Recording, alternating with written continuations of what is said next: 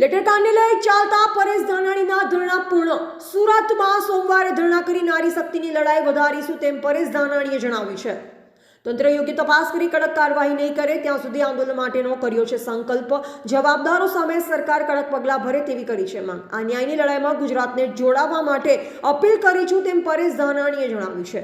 આ ધરણા પૂરા થયા છે અને ન્યાયની લડાઈની શરૂઆત થઈ છે તેવી ઘોષણા કરી છે। નારી સ્વાભિમાન આંદોલન અંતર્ગત અમરેલીમાં ઉપવાસીઓના પારણા બંધને મિશ્ર પ્રતિસાદ મળ્યો। અમરેલીની પીડિત પાયલને ન્યાય અપાવવા નારી સ્વાભિમાન આંદોલન અંતર્ગત કોંગ્રેસના શ્રી પરેશ ધાનાણી અને શ્રી વિરજીભાઈ ઠુમ્મર નેતૃત્વમાં રાજકમલ ચોકમાં 48 કલાકમાં ધરણામાં અંતે આજે અમરેલી અડધો દિવસ બંધનું એલાન અપાયું હતું। આ એલાને વેપારીઓએ સહયોગ આપ્યો હતો અને બંધને મિશ્ર પ્રતિસાદ મળ્યો। શહેરના મુખ્ય વિસ્તારો અડધા બંધ અડધા ખુલ્લા હતા। સવારે 10 વાગે મુદત પૂર્ણ થતા ઉપવાસીઓએ પારણા કર્યા। યુવતીએ લીંબુ પાણી પરેશ ધાનાણીને પીવડાવ્યું અને ધરણા પૂર્ણ જાહેર કરવામાં આવ્યા। રાષ્ટ્રગીત સાથે પરેશ ધાનાણીએ ધરણા પૂર્ણ કર્યા હતા। સોમવારથી સુરતના વરાછામાં યોજાશે ધરણા। પોલીસે પણ વિસ્તાર પોઈન્ટ ઉભા કરી કડક બંદોબસ્ત જાળવ્યો હતો। રિપોર્ટર બિપિન રાઠોડ, જિલ્લા બ્યુરો ચીફ, અમરેલી।